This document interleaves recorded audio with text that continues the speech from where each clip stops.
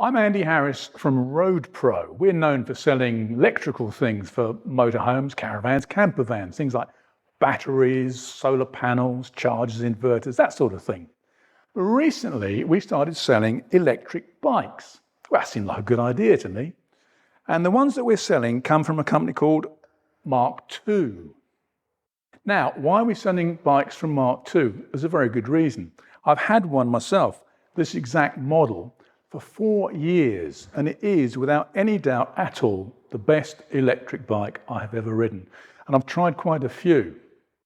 Mark II bikes are designed in the UK, but the major components, the motor, the frame, and the battery are Danish. Now, it's worth looking at the battery here. It's actually hidden inside the frame. It hasn't got some clunky separate battery box at the back. I really like that.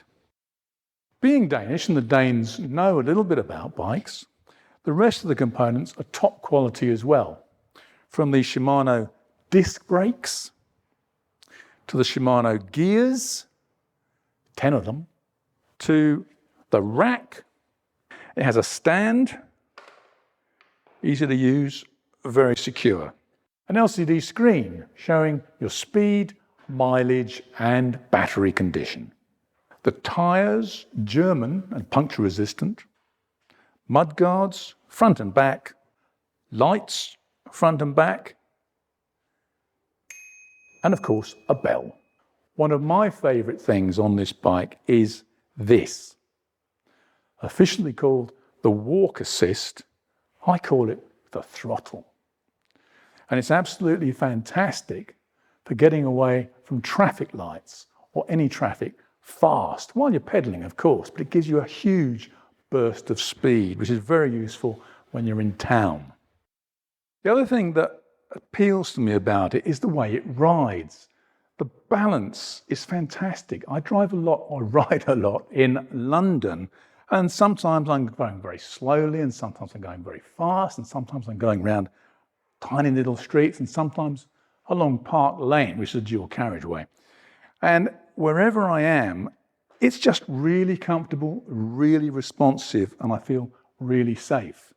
The thing about the X-Cross is that it's intended for use both on road and off-road. Nothing too rugged. You wouldn't want to try and cycle up Snowdon or Mount Everest, for example. But if you're going through parks in London like I do, or along tracks in woodland, then this is absolutely ideal.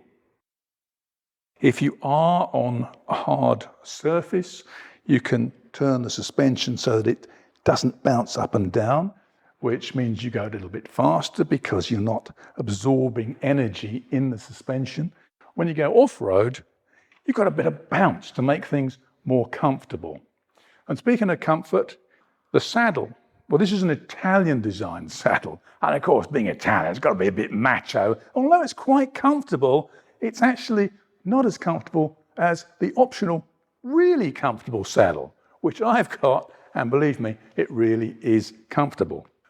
All Mark II bikes conform fully with UK legislation, which means that you don't need a license, you don't need insurance, you don't need special registration, and you don't risk being accosted by an officious policeman. It's completely legal. It's treated as an ordinary bike. Now, this is a crossbar model. If you'd rather have a step-through model, well, Mark II have one of those as well.